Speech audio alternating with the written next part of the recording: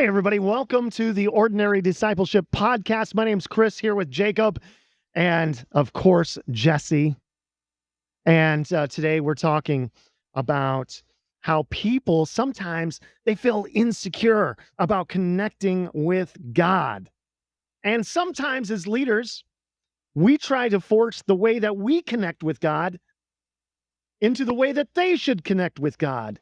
And then when they don't connect with God the same way we connect with God, sometimes that can develop shame. So how, as a discipleship mentor, as a leader, as a pastor, how do we not create pathways to shame, but pathways to God? The unspoken part of what you're getting at that I think we're trying to get out in this episode is there's so many people who are like, I don't know how to connect with God. You just tell me, pastor. Exactly. And then pastor says, cool. Yeah, I'll just tell you how I connect with God and make that normative, right? Right. Everybody look like me. Right. That's the easiest thing. Yep.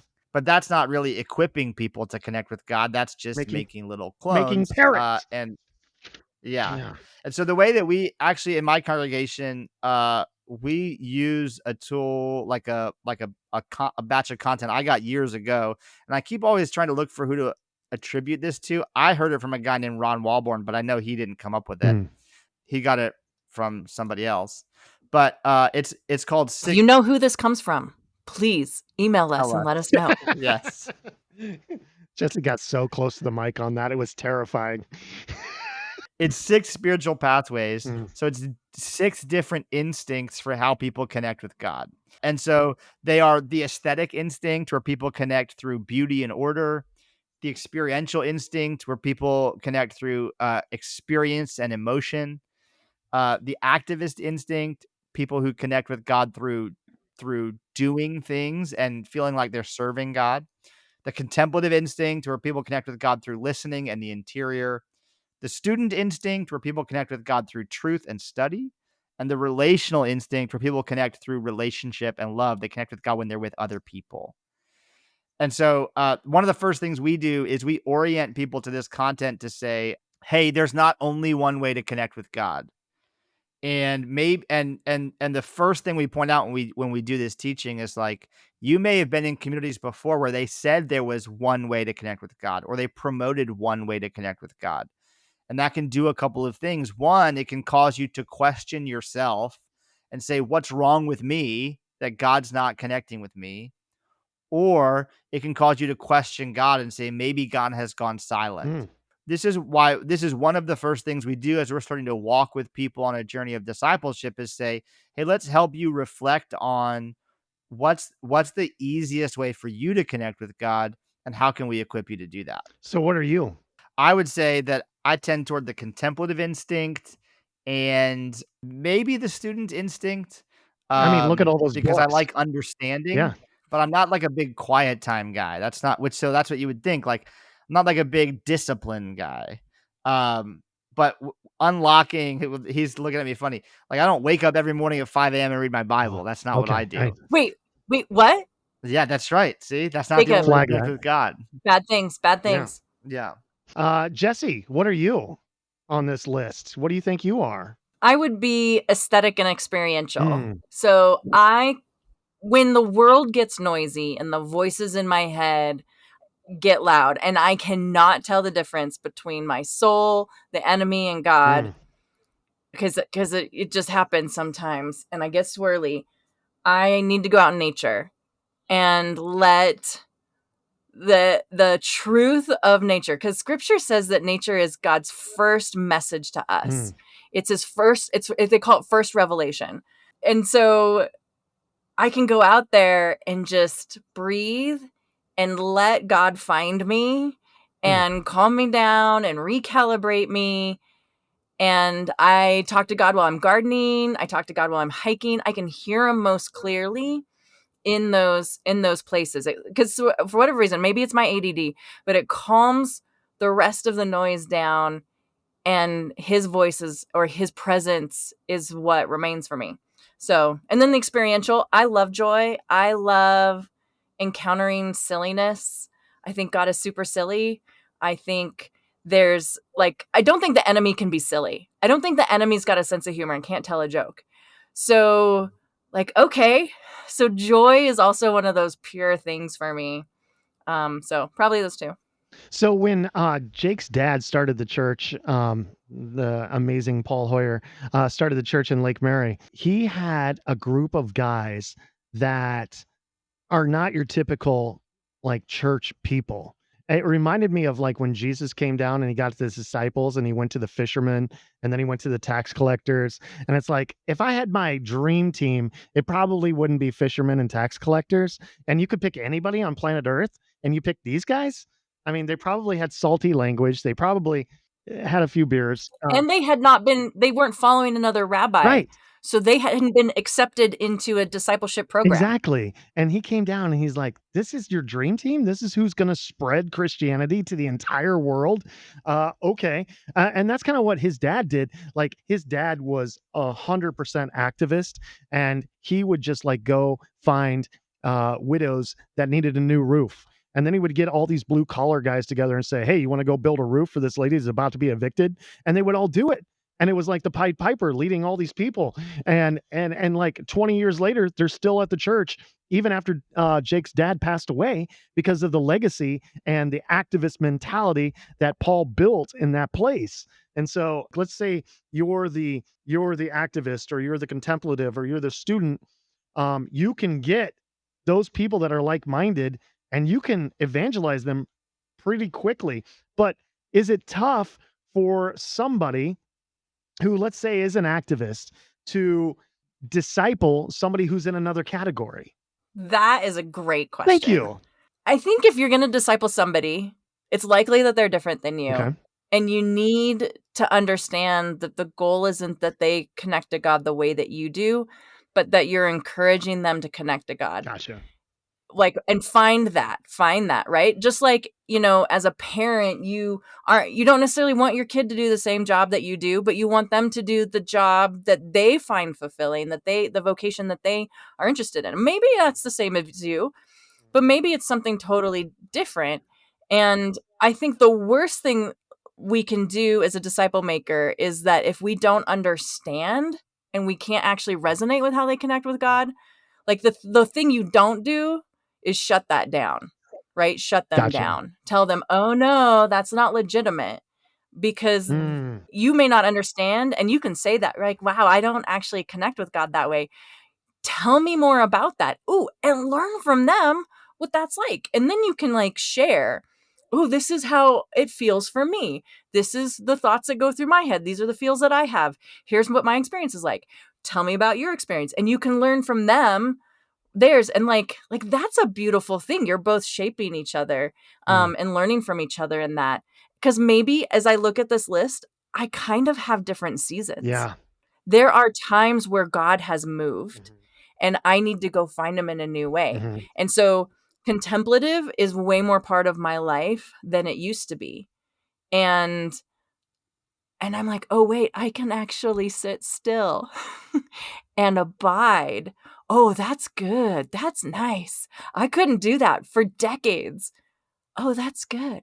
And if I hadn't hung out with people who connected with God that way and I like learned from them, I would think either I'd done something wrong or I wouldn't know how to do that. Like, we go through seasons. So I would hope at some point I would have an experience of God in each one of those, even if it's not my primary, even if it's not my default, even if it just happened by miracle one time. But I don't know, appreciation for the way God meets us is an important aspect of being a disciple maker. So Jacob, not everybody is like aware of what they are. How do you, you said in your church, you actually use this program to help them to figure out how they connect with God. Like, can you talk a little bit about that process? What do you do? Ask questions? How do you help somebody figure out like where they're at? So we just use this in a workbook in our like opening course. And we actually, you can kind of think of it like if you're familiar with the popular paradigm of love languages, Yes. you just reflect on your past experience and say, I'll also ask people, like, when has there been a mountaintop moment in your life? Oh, Like, when's the time you felt most connected to God? What was happening? And was there ever a time in your life when you felt like a spiritual misfit? Hmm.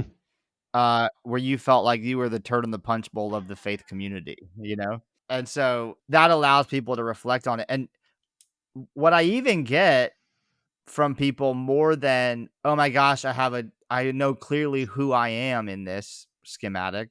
What I hear them say is like, they're just encouraged to know that there are different ways and that there's not just one way. Mm.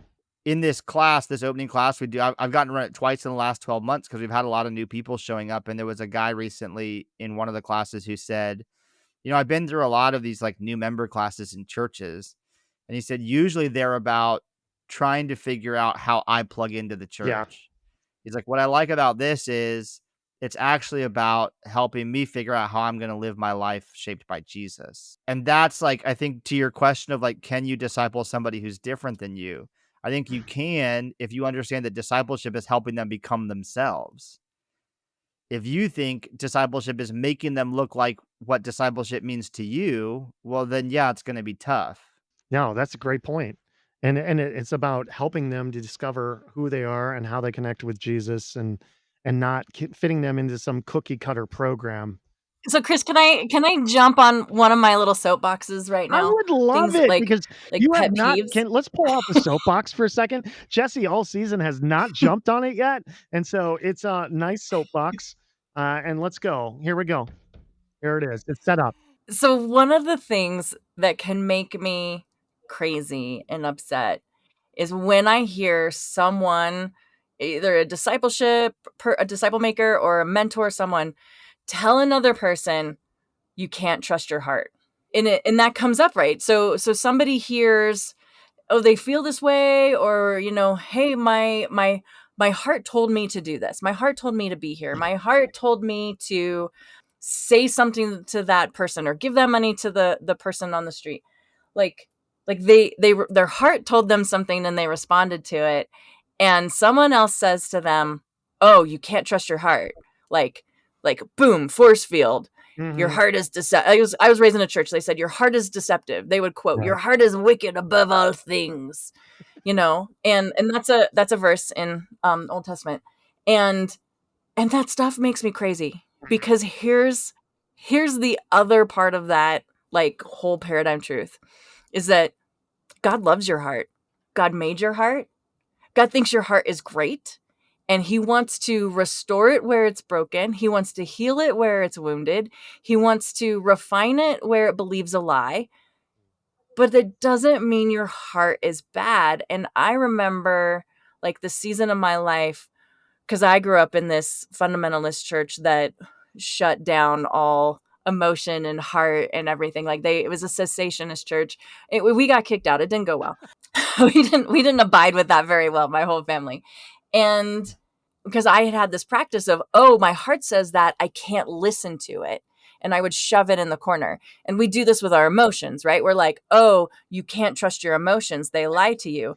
And that's equally untrue. What your heart says and what your emotions say are information for you. They're yourself talking to you or God talking to you. It just may be incomplete. Mm. It may not be the whole picture, right? Mm. But the answer to that is to listen to it and bring it before the Lord. The answer to that isn't to shove it in the corner and tell it to shut up. Mm. Right? That's how we end up in therapy, because that is not honoring ourselves or honoring, the way that God made us. And God's a lover of our soul. So when we tell people to shut down their heart, we are severing a major line that God can talk to them and they can receive from God. And if that's their primary line, the way that God made them, then you just cut them off from being able to hear God, and you put them in like solitary confinement. So instead of doing that to one another, we need to encourage them, have them voice what is their heart saying. Let's talk about that. Let's bring that into the light. Let's see if there's anything else to like add to that to make it more complete, more whole, more healed.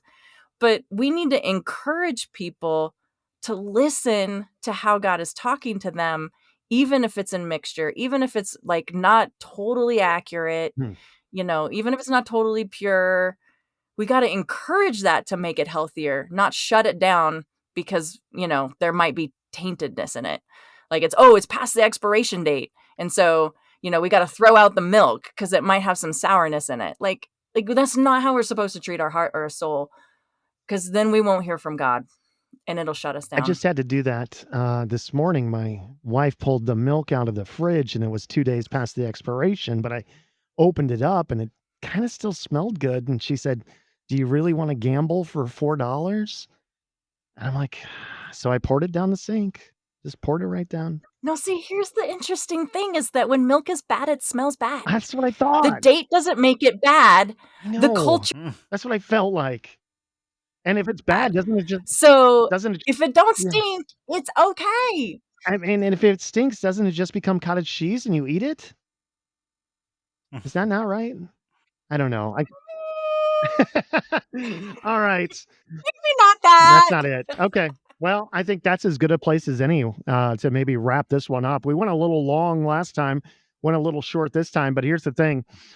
This is a free podcast, so you got your money's worth. I'll tell you that right now. Thank you guys for joining us for the Ordinary Discipleship podcast. It's been a joy and a pleasure. Make sure that if you enjoyed this episode, that you like it, and you could review it for us, and then other people will find it. And there's I think they said there's 22 million podcasts out there. So help us rise to the top, please. And Jesse, Jacob, if they want to learn more about what you guys are doing for the kingdom of God, how can somebody find that out? You can always find out what we're up to at whoology.co. That's WHOOLOGY.co. We got trainings for teams on how to deal with this stuff, how to encourage people to be a disciple maker. We got disciple maker training as a Bible study that you can watch a video series with a downloadable workbook. You can get that from the website. So just different things. We're here to help equip you. Thanks, guys. And thank you guys for joining us on the Ordinary Discipleship podcast. God bless. We'll see you next time. Bye-bye.